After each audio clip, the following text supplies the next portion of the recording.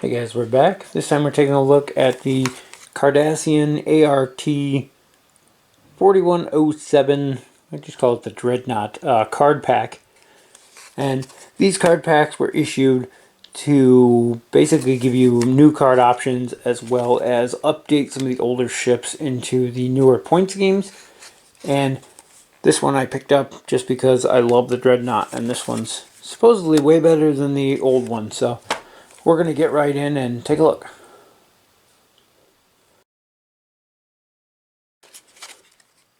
Sadly, with these kind of blister packs, there's very little way to open them without kind of completely destroying them. So, and oddly enough, the insert in these is packaged so it looks like it used to go in the old clear plastic clamshells. So, maybe the way they used to package them, but that was still in there inside of the newer design.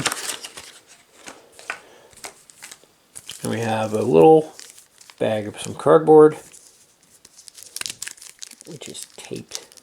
Why did they do that? Instead of using a Ziploc for those self-taping plastic bags. And this gives us new Captain Skill 12 tokens for it, and a new ship base for the Dreadnought there. You can see 6 attack, 0 agility, 4 hull, 5 shield, 180-degree arc on there, and the generic Dominion ship on the other side. And then we have our card pack here. So we have the new Dreadnought. I already went over the stats. 6 attack, 4 hull, 5 shield, 2 tech upgrades, 2 weapon upgrades for 29 points. You cannot equip a captain or an admiral to the ship. Doesn't say you can't put an ambassador on there though. That's interesting. And while this ship has no damage cards, treated as a captain skill 12. Basically, you're going to be moving last, shooting first. That's pretty cool. We did not sort these out yet, so they're kind of in a random order. Then we have our generic one. You lose one of the shields on it. You get 3 weapon upgrades, but you lose the 2 tech upgrades for 24 points. Again, still has the same detriment. You can't put a captain or admiral on it. It's a beastly ship. I like it. That ability of having the 12 captain skill is nice.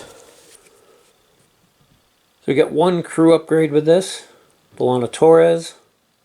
1 point independent faction. And when attacking, this ship may re-roll 1 blank if the defending ship is a Dominion ship. May also convert 1 blank into a hit. So you get to re-roll the blank regardless. If you're shooting at a Dominion ship, you can convert the re-roll the blank and convert a blank into a hit. So nice combo there. We got a stack of weapon upgrades here. The Thoron shock emitter can only be used on the Dreadnought. 2 points. Attack value is 6. Range 1 to 3. Discard this card. And this ship can reroll any number of attack dice. So it's a 2-point one-shot weapon with 6 damage. And gets a free reroll on there. So that's pretty nice. 1 shot though, but 2 is definitely worth it. Next we have the plasma wave. And this costs 3 points. Again, can only be used on the weapon. Has attack value of 4. Range 1. Place 2 time tokens on this card and target all opposing ships. That's a pretty powerful ability. Only range 1 though, so you can be right on top of them. But I like that one. It is time locked, so it can be reused too. Wording's much better on this than the original version of it. Then we have the Plasma Pulse. This is front or rear arc. 3 points. Attack value of 4. Range 1 to 2.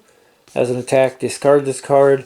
The defending ship cannot spend battle stations or evasive tokens. That's pretty mean. And when defending, you can discard this card. The attacking ship suffers a critical. So you can use it on either offense or defense.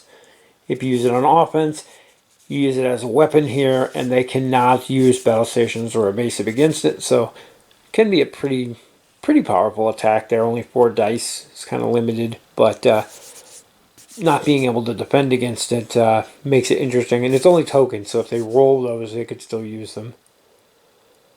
Then if you use it when on defense, it's a 1 use 2, but you basically do a critical to the ship that's shooting at you, so that's pretty cool too.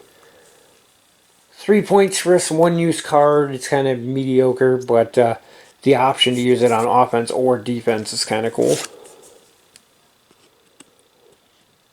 Then we have quantum torpedoes, front and rear arc, 3 points, attack value of 5, 2 to 3 range.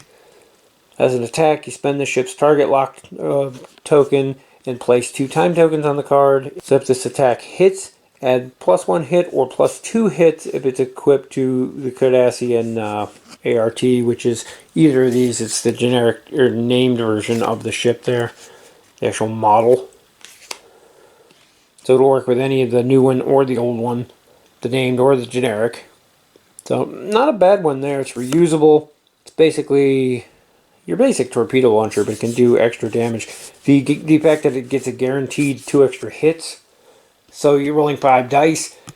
You're already getting 2 hits plus the 5 dice. You have a possible 7 there, which can be pretty lethal. It does take your target lock, so you're not going to be able to use that to reroll, but at the same time, that's a pretty powerful attack. Onto our tech upgrades. First one you have here is final stage targeting. It is 3 points. This ship can only target ships that it has a target lock token on. When attacking, the defending ship must skip their modified defense step phase, so they won't get to use any battle stations to modify their defense or any upgrades or things that modify their defensive roll. They get what they roll, that's it. So that's pretty cool. You need a target lock in order to make use of it, though. Next we have shield adaptation. And this over here says you can only use it on a ship with a hull of 4 or greater. Costs 5 points. Discard this card if the ship has no active shields. When defending, the attacking ship rolls -2 attack dice when firing a primary weapon, -1 attack dice when firing a secondary weapon.